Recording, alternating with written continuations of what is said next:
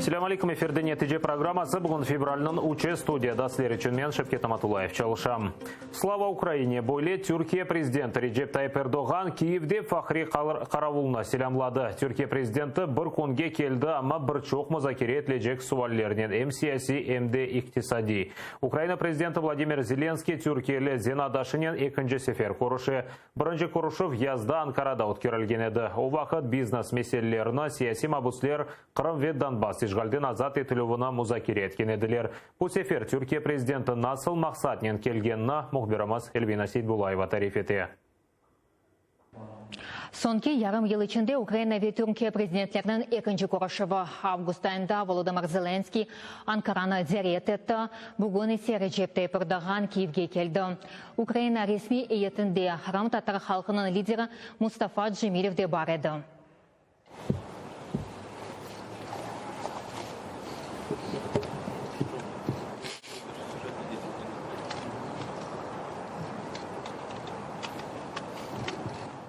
Zelenskiy ve Erdogan'ın resmi көріші Mariinsk sarayında başlandı. Liderlerinin biri-birine selamlaşan son iki devletinin marşlara yankıradı. Recep Tayyip Erdogan Ukraina prezidentinin beraber fahri qaravuluna bakıp çıktı. Erdogan onlarını Slava Ukraina deb selamladı. Slava Ukraina! Президентlerinin yüzme-yüz көрішігі ayrıca iki memleketinin nazirleri de көрішті. Umumen alğanda müzakereler kapalı şekilde 4 saatten ziyade devam etti. Sonra ise hepsiler jurnalistler önüne çıktı. Prezidentler çeşitli sahalarda işbirlik etmeye gelişti. Türkiye tarafında Ukrayna'ya harbi için maddi yardım ayırmaya işandırdı. Bununla beraber infrastruktura inkişafı ettirilmesi ve ticaret meseleleri müzakere edildi. Görüşme devamında liderler Donbass'taki cenk, Kırım işgali, Yarımada'da insan hakları bozulğanını regionda Rusya'nın tecavüzcü siyaset hakkında da laf ettiler. Prezident Volodymyr Zelenskiy, Türkiye lideri Recep Tayyip Erdogan, işgal etilgen Kırım ve Rusya türmelerinde tutulgan Kırım Tatarlar azat edilmesine yardım etmeye rica etti. Ми говорили про війну на Донбасі, анексію Кримського півострову, порушення прав людини в Криму, агресивною політикою Росії у регіоні. В усіх цих питаннях для нас надзвичайно важлива послідовна підтримка Туреччини, а також практичні кроки Анкари у цьому напрямі. Україна розраховує на допомогу Туреччини у процесі звільнення політичних в'язнів, громадян України, в тому числі кримських татар. Türkiye olarak Kırım'ın yasa dışı ilhakını tanımadığımızın altını bir kez daha çizmek istiyorum. Ukrayna'nın egemenliğine ve Kırım dahil toprak bütünlüğüne desteğimizin aynı şekilde süreceğini de teyit etmek istiyorum. Ülkenin doğusundaki durumun Ukrayna'nın toprak bütünlüğü ve uluslararası hukuk temelinde barışçı ve diplomatik yöntemlerle en kısa sürede çözülmesini umuyoruz. Bölgedeki insani krizin sona erdirilmesine yönelik çabaları destekliyoruz. Bölgemizin barış ve istikrarı ile Ukrayna halkının esenliği adına biz de elimizden gelen katkıyı vermeyi sürdüreceğiz. Zelenskiy ve Erdogan Ukrayna'ya Kaspiy gazı verilmesini de müzakere ettiler. 2014 senesinden beri Türkiye Kırım'dan bağlı pozisiyasını denişmey. Ankara Rusya tarafından Yarımada'da işgalini tanımay. Bugün de Erdogan da bir kere kaydetti ve ileride de devletimizin toprağını bütünlüğüne kol tutacağını bildirdi. Elvina Сейдбулаева, İslam Pinka, Zaman, ATR. Украина Түркия арасында yılda 4 milyar долларлық мал сатыла. Келечекте тежеретіні бір қач кереге арттырмаға планлаштыралар. Бұл мақсатқа ерішмек үшін бизнеске ярдым етілуіні музакире еттілер. Киевде Украин-Түрк бизнес форумы өз ішіні башлатты ве шымды девам ете.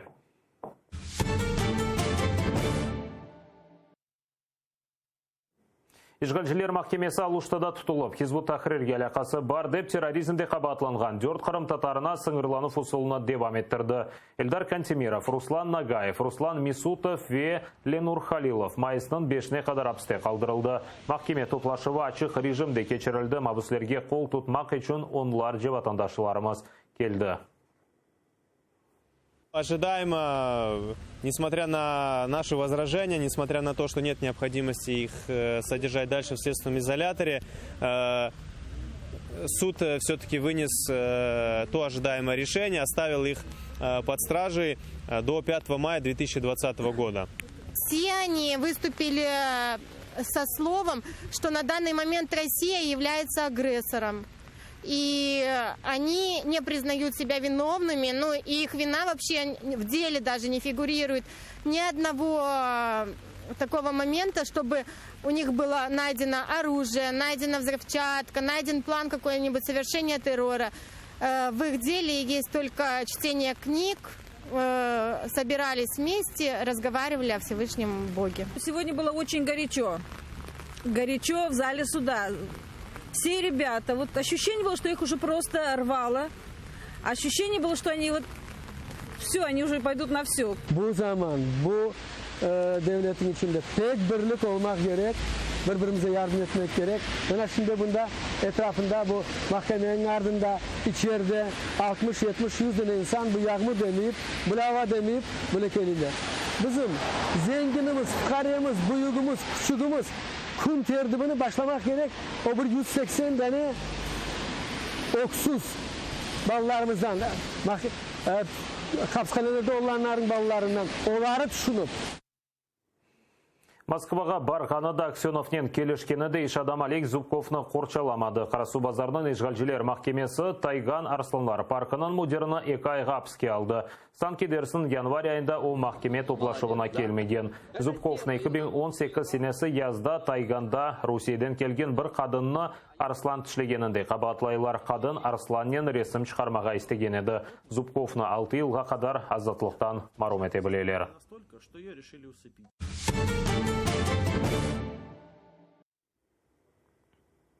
Мұсылманлар ақаретленуі бойле Менжілес рейсі Рифачубаров кечкен жұма күні Киевде Ислам медени меркезі янында құқық қорыжыларынан весиқат ешкіруыны бойле изатлады. Силалы полис хадимлері миграцион қызметінің векіллерінен четел ватандашларына авжилық япты. Бұл авжилық әсе жұма намазы вақтында кечірілді. Тахменен 20 инсан тұтылды. Ислам медени меркезінің ел басшылығы айтқанна көре бұтек дин сербеслігі дегілде Украина имиджіні де бір дарбедір. У поліції і в Державної міграційної служби є десятки інших форм, як виявляти нелегальних мігрантів. Але виявляти їх, приходячи до храмів, це найостаннє, що вони могли би зробити. Тим більш в такій брутальній формі, як це відбувалося в п'ятницю. Покажи документ, ти хто такой, откуда, що ти тут робиш. Це було, знаєте, помітно спрямовано на те, щоб людей залякати. Це обурило не лише мусульман України. Протягом 3 днів мені пишуть, телефонують іноземні мусульманські лідери, муфтії, шейхи. Вони питають, що у вас там сталося. Всі кажуть, що Україна для нас була взірцем. І в багатьох країнах просто мріяли, щоб була така свобода, яка є свобода в Україні.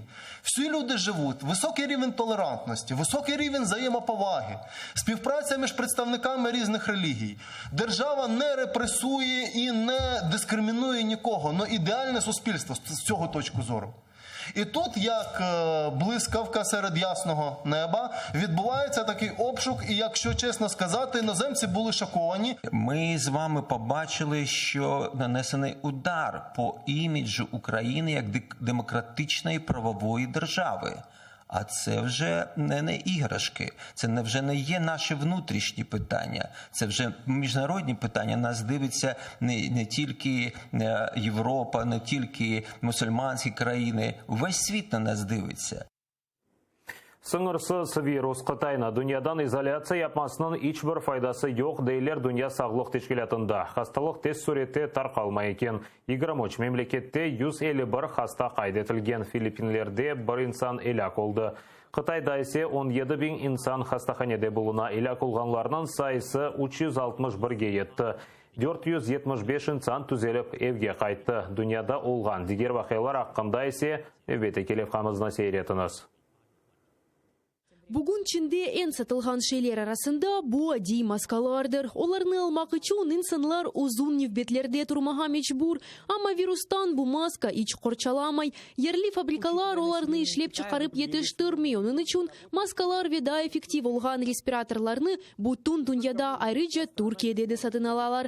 Fabrikalar gece kunduz iş rejimine geçti. İstanbul'da bir gün içinde 120 bin respiratör işlep çıkaralar. Не лише ми, а й уся країна не зможе задовольнити попит. Замовлень неймовірно багато. Щодня ми отримуємо від 500 до 1000 імейлів. І в кожному листі нас просять виготовити 500 тисяч, мільйон, 2 чи 3 мільйони масок. Rusiya tecavüzünün kurbanları Suriye'nin İdlib şehrinde aviadarbe neticesinde en az 11 insan helak oldu. Başar Asad orduları ile Rus harbiyleri isyancılar nezaret etken birden bir kaç şehir ve koyunu bombaladı. Şimdi anda viran olgan evlerden cesetlerini çıkaralar, kurbanlarının sayısı artabile. Türk harbiyleri arasında da helak olganlar var. Prezident Erdoğan etkanına göre 4 asker helak oldu. Türkiye cevap olarak hücum etti ve Rusya'nın o Damask ile Ankara'nın münasebetlerine karışmasın depten beledi. İran urip düşürgen uçak hakkında davanın delillerinin Ukrayna ile endi paylaşmayacak. Bu haqda kazalarının takip etuvi boyunca müdir Hasan Rizayfar bildirdi. Çünkü internette liner pilotlarının dispetcherinin müzakirleri açıklangan edi. İran'da malumatnin Ukrayna paylaşkanından eminler çünkü audio yazısının bu parçası tamam Ukrayna ekspertlerine berilgen edi. Tunivin Vladimir Zelenskiy yanvarının 8'inde Ukrayna uçağı raketanen urip düşürülgeni hakkında İran en başından bilgenini tasdiklagan malumat peyda oldu dep haber etti. Anna Makarenko, Zaman, ATR. Киевде джиу-джитсу спорт чешті бойынша халқара турнир өткерілді. Украина пайтақтына 11 мемлекеттен 500-ге якын спортшы келді. Олар арасында 13 yaşında Сулейман Мамутов та бар еді. О 17 жылға хапске алынған саяси мабус Энвер Мамутовның оғлыдыр. Тәфсилатлы левхамызда сейретiniz. Gayretli ve sebatlı Süleyman Oz 13 yaşında endi Romanya'da jiu-jitsu kurişi boyunca birincilikni elde etti. Moldova'da halkara yarışta 3. yerge nail oldu. Milli çempionatlardan da onun çok mükafatları var. Если ты будешь бороться со слабыми, ты их будешь каждый раз выигрывать и опыта набираться не будешь. А если борешься с сильными, то с каждым разом ты будешь видеть свои ошибки и работать над ними. Я думаю, что раз он здесь, он доказал, что он мужчина в первую очередь. И у него все получится в жизни. 2016 senesi FSB хатимleri onun babasını tutkanda o da 10 yaşını bile doldurmagan edi. O vakittan babasını tek 3 kere sizoda koruyup oldu. Sonki sefer 2017 senesi Mayıs ayında. Sonra ise işgalciler Enver Mamutov'ны Rostov-на-Дону sizosuna alıp çıktı. Он гордится своим отцом и постоянно пример, даже когда мне хочется его поругать, я говорю, не забывай, кто твой отец, он настолько хочет показать отцу, да, что он здесь без его присмотра стал мужчиной, что мне достаточно сказать, думай об отце. Sonki yarım yıl devamında Süleyman Одессa'da idmancısının ailesinde yaşay. Mında o hem okuy hem de ustalığını mükemmelleştiriyor. Şimdi hatta o idmancısına sport merkezini idare etmeye ve küçük talebelerini terbiyelemeye yardım ediyor. O tuğanlarının ise Süleyman yılda tek bir kere kuruşu. Çünkü anası 4 kardeşinin Kırım'da yaşay. Ama onlar hakkında o daima düşünüyor. По родным, да, я скучаю. Хочется к братикам, к сестренкам, к маме, к бабушке. Мечтаю я съездить в Хач. Это мечта, наверное, каждого мусульманина. Я хочу, чтобы поскорее выпустили моего отца, чтобы он вернулся домой, чтобы мы жили обратно хорошо. Oğlan Avrupa'da jiu-jitsu çempionatında ve Abu Dhabi'de ötkürülgen dünya çempionatında iştirak etmeye arzu etti. Süleyman endi buna hazır. Viktoria Boyka, Ali Karimov, Zaman, ATR.